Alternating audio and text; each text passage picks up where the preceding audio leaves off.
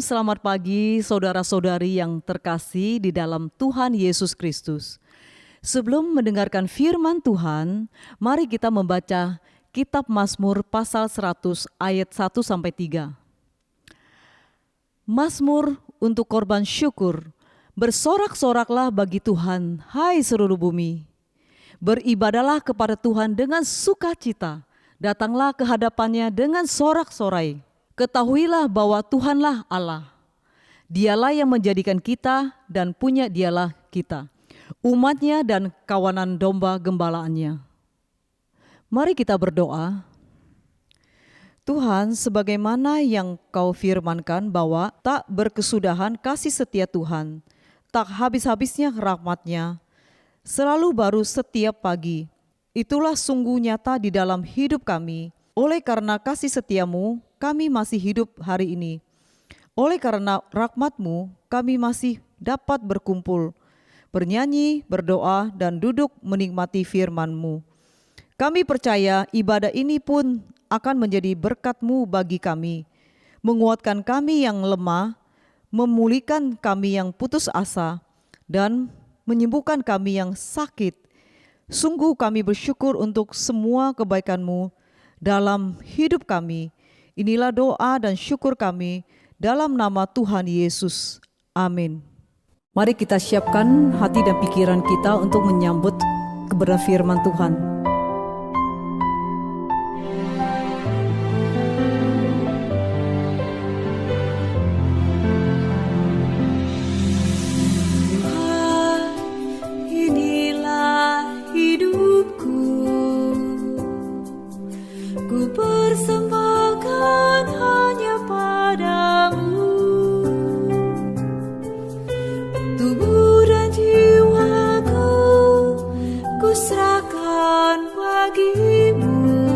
Jadikanku baru di setiap waktu.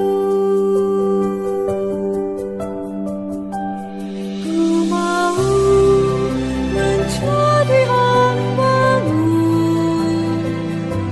Pakailah hidupku sampai memutih rambutku. Ku mau menjadi saksi-Mu, mewartakan kasih kebaikan-Mu.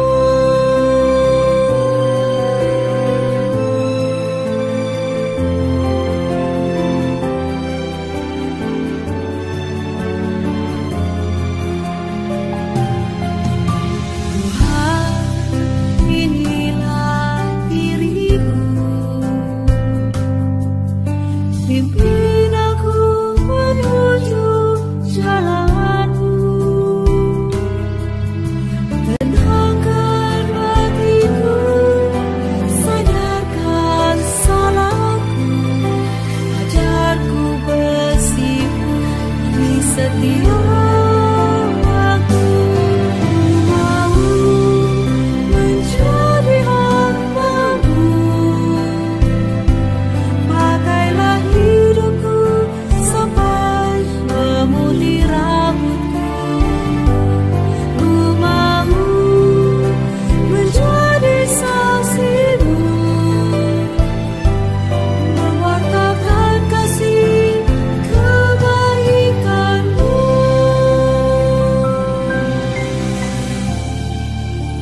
Tuhan, jiwa yang hancur, hati yang patah tidak akan Kau pandang hina. Itulah hidupku yang kubawa ke mezbah-Mu. Ya Tuhan, jadikanlah hatiku tahir. Perbaruhilah batinku dengan roh yang teguh. Lengkapilah aku dengan jiwa yang lelah, agar bibir mulutku terbuka menyampaikan puji-pujian bagi-Mu. Agar pikiranku tangkas menangkap isi hati-Mu, agar hatiku lembut mengalirkan kasih-Mu. Ya Tuhan, inilah hidupku, milik yang Kau beli dengan darah-Mu. Aku ada di hati-Mu sebagai kekasih-Mu. Aku ada di tangan-Mu sebagai alat kemuliaan-Mu. Aku ada di hadirat-Mu sebagai hamba-Mu. Sungguh Engkau besar dan agung dalam hidupku. Amin. Mau menjadi hamba-Mu, pakailah hidupku sampai memutih rambutku. Ku mau menjadi saksi-Mu, mewartakan kasih kebaikan-Mu, melayani Tuhan seumur hidupku.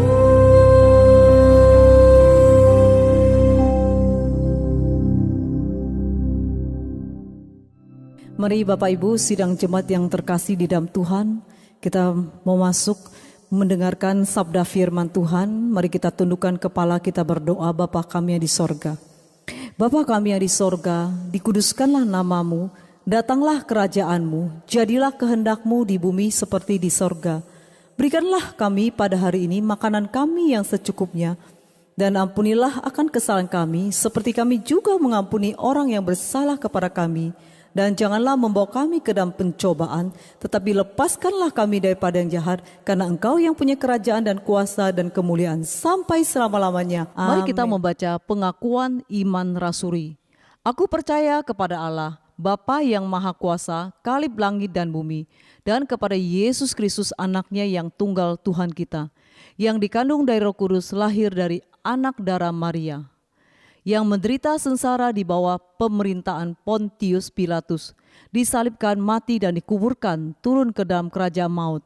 Pada hari yang ketiga bangkit pula dari antara orang mati, naik ke surga, duduk di sebelah kanan Allah, Bapa yang Maha Kuasa, dan dari sana ia akan datang untuk menghakimi orang yang hidup dan yang mati. Aku percaya kepada Roh Kudus, gereja yang kudus dan persekutuan orang kudus, pengampunan dosa, kebangkitan tubuh, dan hidup yang kekal. Amin.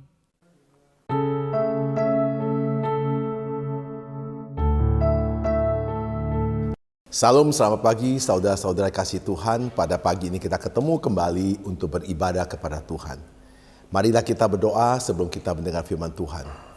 Bapa kami sorga, terima kasih Tuhan atas kasih sayang-Mu dan kuasa Tuhan yang terus menyertai kami, sehingga pagi ini kami bisa mendengar sabda firman Tuhan. Roh Kudus pimpin kami, membuka hati kami, telinga kami, hati kami untuk mendengar setiap firman Tuhan yang kami dengar pada pagi ini. Tuhan beri kuasa kepada hamba-Mu, dan mulut hamba-Mu Tuhan pakai untuk menyampaikan setiap kebenaran-Mu. Berfirmanlah kepada kami siap untuk mendengar. Kami berdoa di dalam nama Tuhan Yesus Kristus. Amin. Saudara kasih Tuhan, pada pagi ini tema khotbah kita, waktu kehidupan. Nah saudara-saudara, saudara pernah bayangkan gak waktu ini dalam kehidupan begitu cepat? Saya setiap pagi, bangun pagi, buka mata, ada satu perbedaan yang luar biasa. Kadang-kadang saya melayani, saya tutup mata, saya buka, saya ada di kota lain. Saya tutup mata lagi, malam tidur, saya pagi bangun lagi, ternyata saya di rumah. Saya tutup mata lagi, saya buka lagi, ternyata saya sudah ada di luar negeri. Nah begitu terus menerus saudara. Pernahkah bayangan saudara bahwa waktu suatu hari saudara tutup mata, saudara tidak bisa buka lagi? Nah itu kemana saudara? Nah inilah saudara yang kita harus mengerti tentang waktu kehidupan. Mari kita baca firman Tuhan. Perkhotbah 3 ayat 1 sampai 4. Ayat 1. Untuk segala sesuatu ada masanya. Untuk apapun di bawah langit ada waktunya. Ayat kedua, ada waktu untuk lahir, ada waktu untuk meninggal, ada waktu untuk menanam, ada waktu untuk mencabut yang ditanam. Ayat ketiga, ada waktu untuk membunuh, ada waktu untuk menyembuhkan, ada waktu untuk merombak, ada waktu untuk membangun.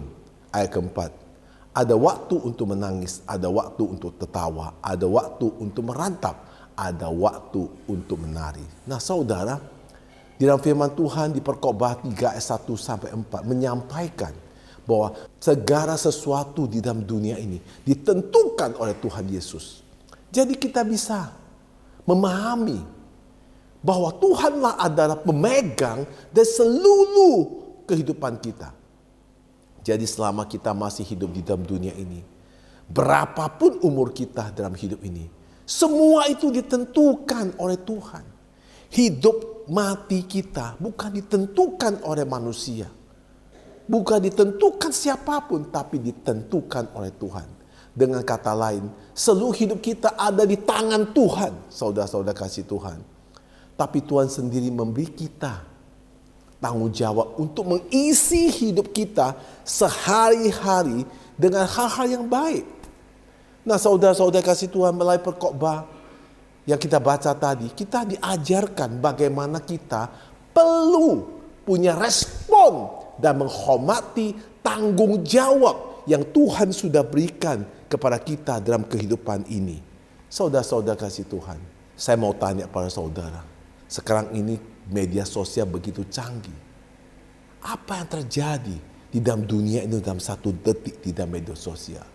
Dalam satu detik ada 15.000 akun Facebook yang lagi login. Ada juga 1.000 lebih foto yang diunggahkan di Instagram. Ada juga 2 juta lebih email yang akan dikirim. Ada juga 80.000 lebih video yang ditonton oleh di YouTube. Bilion rupiah yang dikeluarkan di transaksi di belanja online.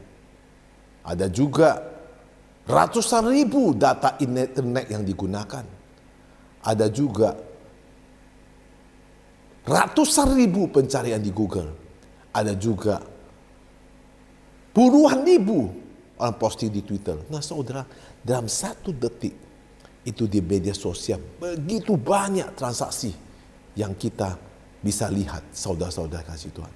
Saudara, dari data yang saya sebutkan tadi, yang dalam satu detik di dalam media sosial, kita bisa lihat betapa dasarnya kekuatan dari waktu yang terjadi dalam satu detik di dalam dunia ini. Mungkin dalam satu detik, saudara akan menjadi orang yang luar biasa. Mungkin dalam satu detik, saudara sudah tinggal di dalam dunia ini. Mungkin dalam satu detik, saudara sudah tidak ada di dalam dunia ini. Apa yang terjadi? Waktu dalam satu detik bisa mengubah segala sesuatu.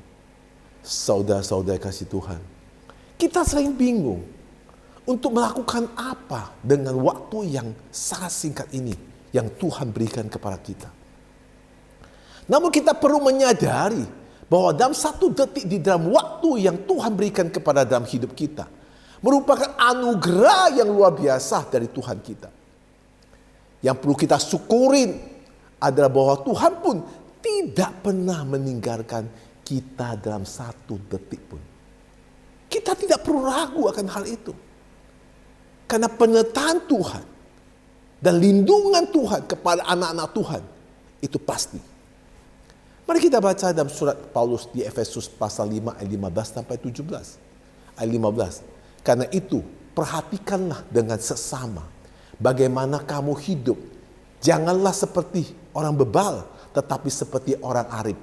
Ayat 16. Dan pergunakanlah waktu yang ada, karena hari-hari ini adalah jahat.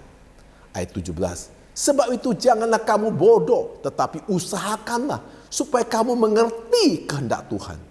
Nah saudara-saudara kasih Tuhan, dalam 3 ayat yang kita baca di Efesus ini, yang kita baca kalimat yang saudara harus garis bawahi, pergunakanlah waktu yang ada, berada tepat di antara nasihat untuk memperhatikan hidup dengan sesama dan juga usahakanlah supaya kami bisa mengerti atas kehendak Tuhan.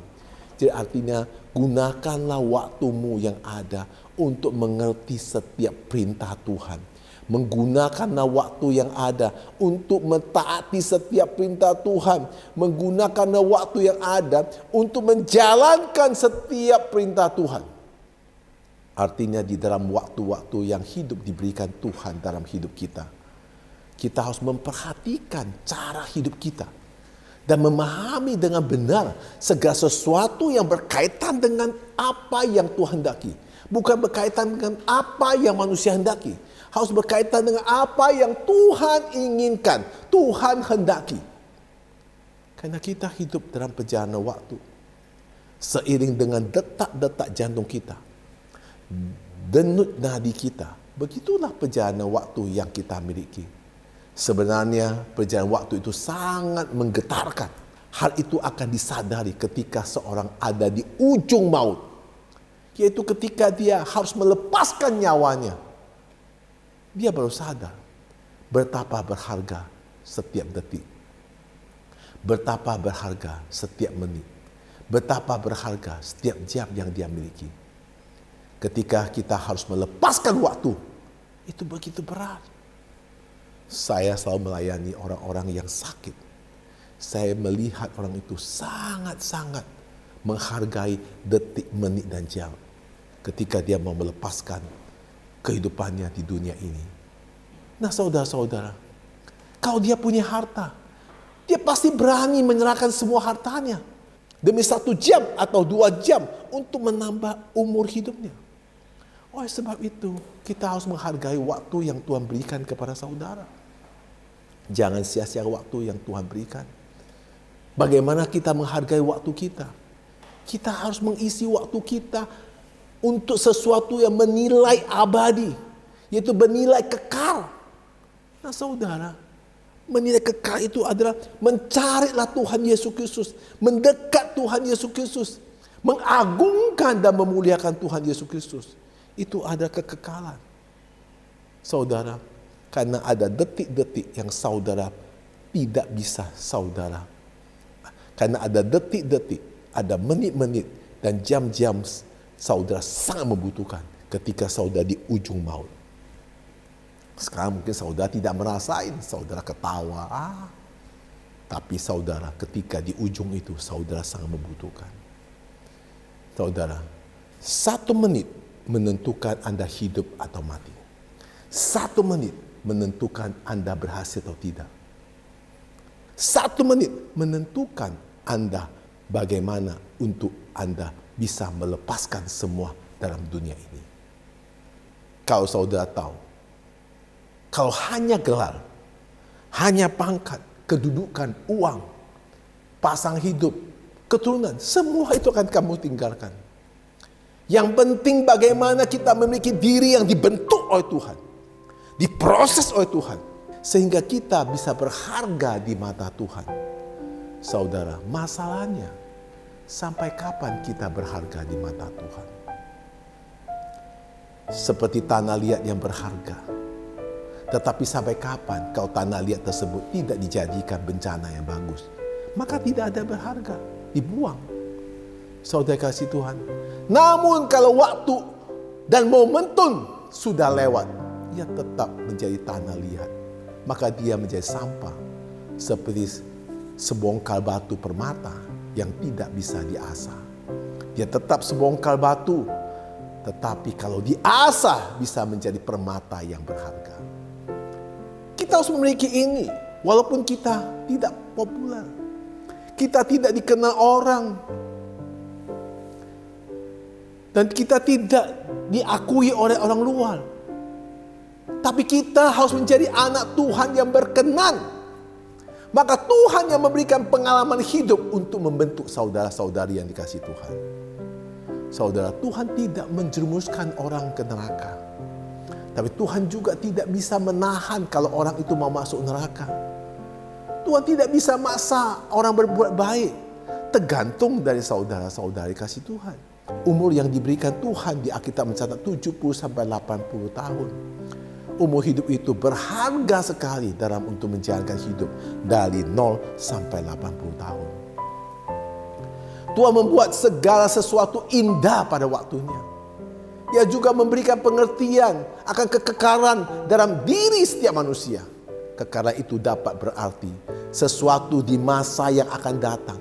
Tetapi tidak seorang di antara kita yang benar-benar tahu apa yang terjadi di masa depan selain Tuhan sendiri, saudara-saudara kasih Tuhan. Jangan saudara percaya ada orang melamar masa depan gini. 1 detik di depan kita tidak tahu apa yang terjadi. Yang tahu itu Tuhan sendiri. Karena Dia yang pencipta. Semua datang dari Dia. Kita manusia hidup di dalam tangannya. Mari kita baca Pekotbah 3 ayat 11. Ia membuat segala sesuatu indah pada waktunya. Bahkan ia memberikan kekekalan dalam hati mereka. Tetapi manusia tidak dapat menyelami pekerjaan yang dilakukan Allah dari awal sampai akhir. Yesaya 55 ayat 8. Sebab lancanganku bukan lancanganmu dan jalanmu bukan jalanku. Demikianlah firman Tuhan. Tidak ada manusia bisa mengerti. Itu firman Tuhan berkata, tidak ada satu manusia bisa mengetahui satu detik ke depan. Kalau ada orang melamal bahwa tahun depan begini, saudara akan bulan depan begini, bulan depan, itu hanya sebagai bacaan dari manusia. Tetapi apa yang kehendak Tuhan berbeda dengan apa yang dirancangkan oleh manusia. Dalam setiap perbuatan kita sering merancang sesuatu, tapi kenyataannya berbeda. Kita seringkali mau melakukan sesuatu, tapi setelah kita kunjungi, setelah kita lakukan juga berbeda. Banyak hal yang terkadang tidak kita pahami dan mengerti, terutama melalui setiap permasalahan yang ada. Namun Allah sanggup mengerjakan segala sesuatu indah pada waktunya. Belajar untuk tidak bertanya mengapa atau kenapa.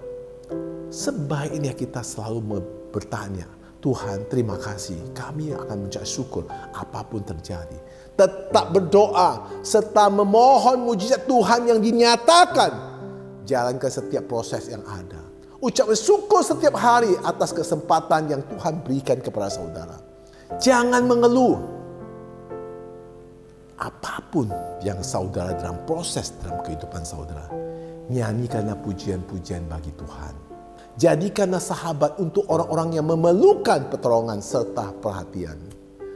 Orang yang paling kaya, orang yang paling miskin, sama-sama memiliki waktu 24 jam sehari. Sama-sama memiliki 1 tahun 365 hari. Gak ada beda. Begitu juga orang sehat dan orang sakit. Sama waktunya hidup. Yang paling bahagia atau paling susah pun sama waktunya dalam kehidupan. Jadi kenapa kita sering merasa waktu kita tidak cukup untuk melakukan ini itu? Atau sebaliknya, kita memboroskan detik-detik, menit-menit untuk melakukan hal yang sepele dan tidak berfaedah bagi diri kita. Karena kita haruslah gunakan semua menit dan detik untuk kemuliaan Tuhan. Karena itulah adalah waktu yang Tuhan berikan kita dari 0 sampai 80 tahun. Mari kita baca Kolose pasal 4 ayat 5. Paulus menulis kepada jemaat Kolose, hiduplah dengan penuh hikmat terhadap orang-orang luar. Pergunakanlah waktu yang ada. Nah saudara-saudara kasih Tuhan, artinya setiap tindakan kita, termasuk kita interaksi sesama orang di luar daripada gereja, kita perlu memperhatikan pergunakan waktu. Jangan kita hanya di gereja, kita seperti orang yang malaikat kesiangan. Tapi di luar, kita hidup tidak ada terarah. Gunakanlah setiap kesempatan pergaulan kita dengan orang lain sebaik mungkin. Waktu kita tidak banyak. Kalau saudara bertemu dengan seseorang, gunakan waktu baik-baik. Belum tentu saudara ketemu dia di hari esok. Belum tentu saudara akan ketemu dia 1 jam kemudian. Gunakan waktu, cari manfaat. Nah saudara-saudara, tetapi sering sekali kita menghaburkannya untuk hal-hal yang kurang bermanfaat bagi pertumbuhan kerajaan Allah. Saudara, sering sekali kita tidak menceritakan kerajaan Allah. Sering kita menceritakan keluhan kita, permasalahan kita, pekerjaan kita, kesulitan kita, dan kesuksesan kita. Bagaimana saudara diberikan Tuhan dari 0-80 untuk menceritakan kemuliaan Tuhan dan kerajaan Allah? Saudara, jika saudara mau menggunakan waktu yang baik, dan bagaimana cara? Pertama, persekutuan dengan Allah setiap saat. Gunakan waktu saudara untuk bersekutu dengan Allah, berinteraksi dengan Tuhan. Karena itu waktu yang Tuhan berikan pada saudara. Berbicara pada Tuhan daripada bicara pada orang. Ngapain kamu itu bicara banyak kepada orang? Gak ada manusia bisa tolong saudara. Apa yang saudara ceritakan, manusia hanya menampung. Tapi tidak bisa buat sesuatu. Ketika saudara bicara sama Tuhan, Tuhan mendengar karena Tuhan mengasihi saudara. Segala sesuatu yang tidak mungkin jadi mungkin. Segala sesuatu yang tidak ada jadi ada. Kedua, gunakan waktu saudara untuk melayani. Bersama manusia, menceritakan kerajaan Allah. Memberitakan Injil. Supaya mereka mengenal Tuhan yang menciptakan langit dan bumi. Yang Tuhan Yesus yang telah mati di kayu salib untuk menebus dosa mereka. Mereka tahu tentang hidup yang akan datang, tentang kekekalan. Yang ketiga, gunakan waktu saudara dengan keluarga saudara. Dengan istri saudara, anak-anak saudara. Karena sesuatu saat, saudara tidak akan temu mereka lagi. Gunakan waktu itu sebaik-baik mungkin dalam hidup saudara. Jangan lakukan yang tidak benar. Jangan lakukan yang di luar itu. Jika kita lakukan di luar itu, kita menghabiskan waktu yang Tuhan sediakan pada saudara. Mari kita berdoa. Bapa kami surga, terima kasih Tuhan. Waktu kehidupan begitu singkat yang Kau berikan pada kami. Engkau mengajar kami supaya kami gunakan waktu-waktu, detik-detik, menit-menit, jam-jam, dan hari-hari dengan tepat. Supaya kami gunakan semua untuk kemuliaan Tuhan. Dan terus-menerus dipakai dan untuk kemuliaan Tuhan. Dan terus menggunakan waktu yang berguna. Tidak membuangkan waktu dengan sembarangan. Membuang waktu dengan sia-sia. Sehingga waktu itu terus menjadikan alat Tuhan. Untuk memberitakan kerajaan Allah. Dan gunakan waktu untuk Tuhan yang begitu anugerah pada kita, pada keluarga kita. Dan Tuhan sertai kami supaya kami paham. Menjadikan diri kita menggunakan waktu setiap detik, setiap menit, setiap jam dengan baik. Sehingga apa yang kami gunakan semua bermanfaat untuk hari depan kita, yaitu kehidupan yang kekal yang Tuhan siapkan pada kami. Kami doa di dalam nama Tuhan Yesus Kristus. Amin. Saudara, gunakan waktu yang Tuhan berikan dalam hidup saudara. Waktu tidak banyak saudara. Setahun begitu cepat. Saudara, jangan sia-sia waktu yang Tuhan berikan. Detik, menit, 1 jam, 1 hari begitu cepat berlalu. Saudara tutup mata, sudah jadi besok. Saudara tutup mata, sudah bulan depan. Saudara tutup mata, sudah tahun depan. Suatu saat saudara tidak bangun lagi. Dan saudara tidak bisa buka mata melihat lagi. Waktu itulah saudara sangat-sangat membutuhkan waktu untuk bicara. Kenapa sekarang hidup ini?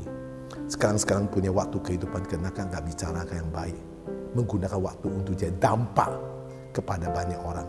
Supaya banyak orang diberkati oleh kehidupan saudara. Tuhan Yesus memberkati.